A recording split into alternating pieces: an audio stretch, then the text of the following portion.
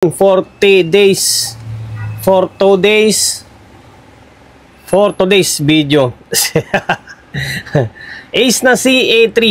Yan, Ace CA3 professional power amplifier. Yan, gawa na naman ng Ace nito. Pang ilang Ace ko na ngayon to? Bali dalawa. Ano, dalawang LX20 magkasunod. Pangatlo ito. Tapos may naka-line up tayong Joson na Saturn na isa lang din naman laman nila. Alam nyo ba guys na yung Ace na CA3, Ace na LX20, isa lang yung laman. Oh, isa lang yung laman yan. Hindi ko lang alam kung magkaiba sila na presyo. Okay, shoutout sa may-ari nito na pinagkatiwalaan tayo na gawin yung unit nila. Nakalimutan ko yung pangalan eh. Basta ito rin yung may-ari ng AV735 na Sakura na USB.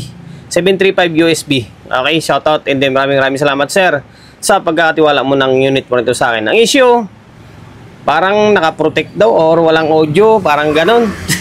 Sa daming sa nagpapadala rito, nakakalimutan ko na yung mga combo eh. Basta, yung pinaka-deal dito is i-fix bias to. Alam nyo naman, pag magpapadala dito ng mga amplifier, tulad ng Ace, kadalasan talaga is fixed bias. Or kung hindi man mga Ace, kadalasan basta mga power amplifier ng mga bagong labas ngayon, ang nire-request nila sa akin is fixed bias. Hindi ako nagre-require niyan ha. Sila yung nagsasabi na i-fixed bias. Dahil siguro kakapanood nila ng video natin. Okay, and then kaya tayo gumagawa ng ganitong klaseng content kahit na paulit-ulit. Tulad ng Ace na LX20, tulad nitong Ace na Ace CA3 na halos kamukha naman laman ng LX20 dahil nga dinadala rito dito sa atin para makita nila kung paano natin gawin yung unit nila, di ba? Kaya gawa natin ng content. At the same time, meron tayong content pang araw-araw. Kaya pasensya na. Sorry na po.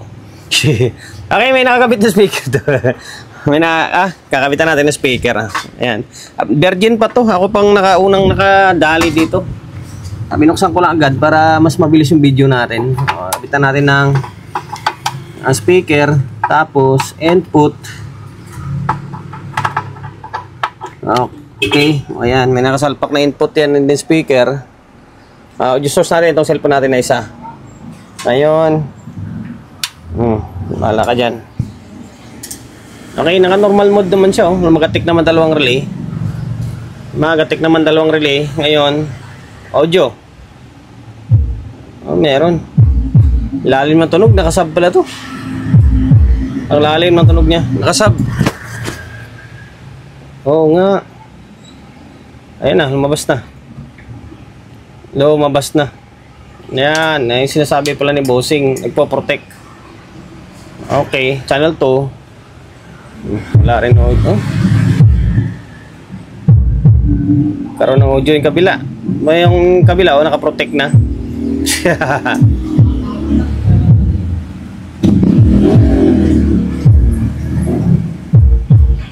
Yan pala yung sinasabi ni Bossing, nagpo-protect. Okay, yun pa rin naman ang pupuntahan yan. I-fix bias natin. Tapos dahil walang fuse to, lagyan natin ng fuse tulad sa mga ibang ginagawa natin. Tapos lagyan natin ng kumpletuhin natin yung output. Although wala sa usapan namin na magdagdagan na output, pero dagdagan na rin natin. Okay? Okay, bali voice over muna tayo. Sanayin natin yung sarili natin sa voice over. Okay, yan, tanggalin ko muna yung dalawang board ng Ace na CA3 natin. Okay, tanggalan lang natin ng tornilyo. Tapos gawin na natin yung dapat gawin dyan. Okay, pagkatapos tanggalin yung tornilyo, eto na, tinanggal ko na yung dalawang board dyan. And then kanina pala, kaya nagpo-protect yun, umiinit pala yung channel 1. Ayan o, kinuhanan ko siya ng thermal scanner. Mataas. Malamang mataas yung bias niya sa may kabila. Ayan o, kita nyo, pulang-pula yung thermal scanner, diba? Okay, yun pa rin naman ang pupuntahan yan. Kahit na umiinit man yan, ano man problema dyan. Yun pa rin naman yan, fix bias pa rin naman natin yan. Tapos, mag-add tayo ng power transistor dyan. And then, maglagay tayo ng fuse. Common sa katulad sa mga ginagawa natin sa may Ace na LX20, yun at yun pa rin naman gagawin natin dyan. Okay? Tanggalin natin yung mga kable niya. Kung ano yung proseso dun sa may Ace na LX20, yun lang din naman ang gagawin natin dyan. Di ba?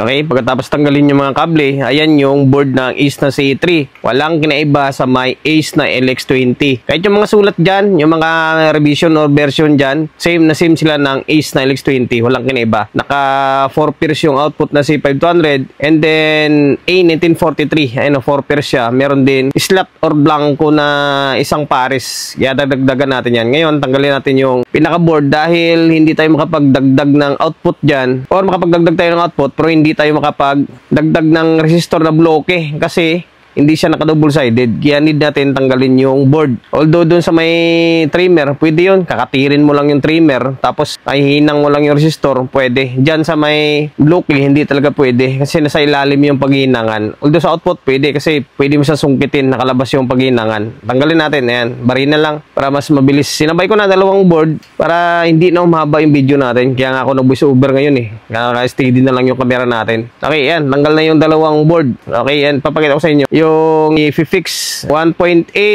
tapos 220 ang ginagamit kong trimmer dyan. Yan, tinuturo ko na yan. 1.8 and then 220 ang gagamitin natin na fixed bias mamaya. Tanggalin natin yung trimmer. Dalawang trimmer. Ang value niyan ay 202. 202, 2K. Tapos yung isa naman is 102, 1K. Yung 1K nandyan yung sa huling pinagtanggal ko. Yan, sa isa, sa gitna, yun ay 202, 2K and then 1K. Ayan, tanggalin na natin. Patutula guys, dami ko ng trimmer na naipon. Ganyang kulay. Kulay dilaw niyan. Kasi sirain yan. Okay, pagkatapos tanggalin yung mga trimmer, siyempre, fix bias natin yan. Okay, 220 tapos 1.8. Ayan, 1.8 yan. Ito naman, 220 ohms.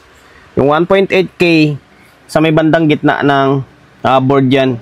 Or yung sa trimmer na sa gitna banda. Okay, gilid-gilid lang yung paglalagyan mo dyan. Hindi ka maglalagay ng gilid taas, kundi gilid-gilid lang. Okay, tulad yan sa may pinapakita natin sa may video, gilid-gilid lang pinaglalagyan natin. 1.8 brown, gray, red yung kulay niyan. Okay, tapos yung isa 220 ohms doon sa may bandang gilid ng board naman yan. Red, brown naman yung kulay ng 220. Hindi sa mga nagtatanong pala kung anong watts yan. Ang gamit ko dyan is 1/2 watts lang. Okay, para hindi naman siya ganun kalaki, hindi naman siya ganun kaliit. Ngayon, sabay hinang siyempre. Hinangin mo yung pinag-fix natin na biasing. 1.8, 220. Ayan, para kahit di bali pa ulit-ulit tayo, basta ma-memorize nyo kumbaga. Ayan, same na rin sa may isang channel. Kailangan pag gumawa kayo, magsabayan nyo na para ganun din naman eh. Baklasisa, hindi isang pasadahan lang, di ba? Pagkatapos natin siya i-fix, ayan, magiging labasan niya. Okay, yan, dalawang board niya siya. Oh. Ang linis ng board niya, kumikinang-kinang pa. Ayan, sinisilip ko kung merong kalawang or may kalawang na pyesa. Siyempre, ipiprevent natin yan. Lagyan na naman ng varnish. Pagkatapos, dagdagan natin yung mga kulang ng mga bloke na resistor. Kasi nga, magdadagdag tayo ng output, magiging 5 pairs yan. Kailangan yung bloke is magiging 5 din. Tapos yung value ng bloke dyan ay 0.25, 0.33 hanggang 0.47. Pwede yan na 5 watts. Nalit natin, 0.25, 0.33 na 5 watts na bloke. Patayo lang yung diskarte natin kasi wala tayong bloke na ganyan yung katulad sa original niya, yung stock niya na medyo palapad na eksi lang. Patayo. Ayan naman ating kasi pahiga na bloke yan. Although diskarte lang, ayan, dudugtugan lang ng alambre yan. Ayan, kompleto na siya. 5 piraso na or 5 pares na. Okay? Hindi pwede magdagdag sa isang side lang. Kailangan dalawa. Same din sa mga isang channel. Kailangan 5 rin yan. Kasi nga, magiging 5 rin yung output mo. Ngayon, pabalik natin sa may heatsink niya. Okay, pagkatapos natin ibalik sa heatsink yung dalawang board. And then, ayan na. May kulang na output yan. Diba? May slot sa gitna. Oh. Ayan. C500 and then A1943 na Toshiba. Tapos, kapag nagdagdag kayo ng output, magdadagdag kayo ng Mecha and then maglalagay kayo ng thermal paste.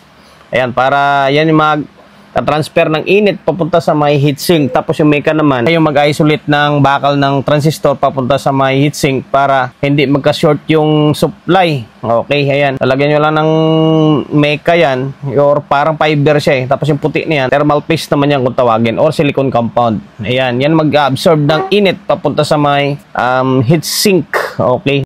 Ngayon, iipitan natin yung mga transistor natin na dinagdag. Kaya meron ako mga tornilyo niyan na para talaga pandagdag dyan. Yung parehas yung sukat sa mga dating tornilyo niya para pasok na pasok yan sa may pangdagdag natin. Okay, yan lang. Ulit-ulit lang yung proseso niyan. 5 pares na siya. 1, 2, 3, 4, 5. O, 1, 2, 3, 4, 5. 5 na. Wala na siyang slot. Pero hindi pa tapos yung proseso natin.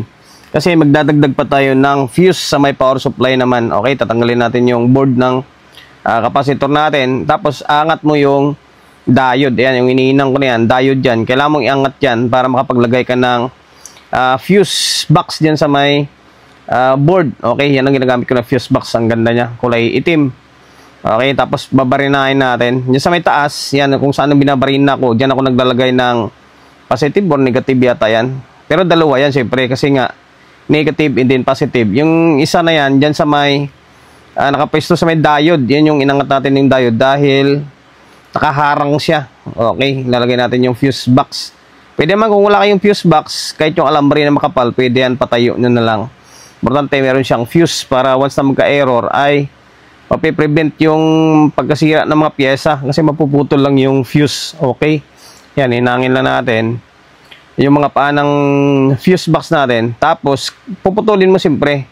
Kakatingin natin mamaya yan yung linya dyan para siya yung magiging selving fuse line kumbaga. Okay, hinangin lang muna natin ito para maputol na natin yung linya. Ayan, ang kinakater natin sa may taas na banda yan. Pasensya na, nakaharang yung braso natin kasi nasa kabilang side yung camera. Hindi na tayo ngayon. Hindi na tayo, ano ba tawag yan, yung ginagalaw-galaw pa natin yung camera, naka-steady na yan para makita talaga na tayo yung gumagawa. Okay. Kasi marami nagsasabi na hindi daw tayo yung gumagawa. Si Mang Tomas yung gumagawa. Ngayon, yan na, in-steady ko na yung camera para mas makita na. Ayan yung, kita nyo yung puti na yan. Yan yung pinaputol ko na linya para magiging selving fuse line niya. Tapos, balik natin yung diode, metal diode. Okay, kailangan mo ibalik yan kasi pag hindi mo ibalik yan, hindi gagana yan. Ayan na. Tapos yung fuse na ginagamit ko dyan ay 15 ampere lang. Okay, 15, 12, pwede yan. Ayan, lagyan natin ng fuse para makapag-proceed tayo. Tapos sabay balik ng capacitor. Ayan, magiging labasan niya. Okay, hindi ka kita sa may camera. Sabay testing na tayo. Okay, sukatan natin ng biasing. Range ng 2.5. Okay, pwesto. Yan, naka 2.5 VDC tayo. Ngayon, sukat tayo. Kailangan ang lalabas dyan ay mga nasa 0.26, 0.3. Okay, yan, nakita nyo, wala na siyang protect. Ayan, sukat. Okay, o baliktad. Baliktarin mo. Ayan, kung makikita nyo, halos nasa 0.3 na yung bias niya. Okay, halos nasa 0.3. 0.27. Ganda ng bias na ganyan. Hindi siya ganun ka ngungo, hindi siya ganun ka init. Okay, ngayon, kabitan natin ng speaker yan, tapos testing na tayo para mas mabilis yung video natin.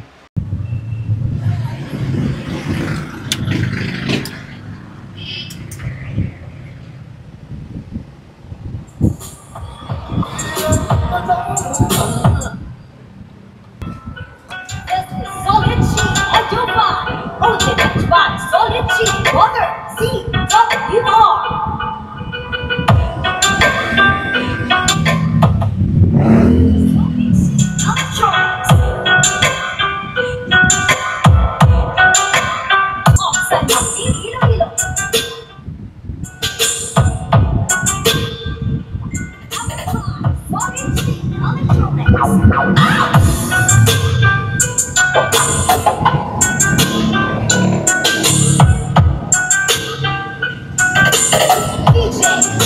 Oh, yun guys, bali working siya, wala na siyang, hindi siya nagpo-protect. Nagawa na natin yung mga dapat gawin. Nagad tayo ng power transistor, nag-fix bias tayo, tapos nagad tayo ng fuse. Maraming salamat kay Bossing na pinagkatiwala yung unit nila rito sa atin, yung Ace na CA3. Okay.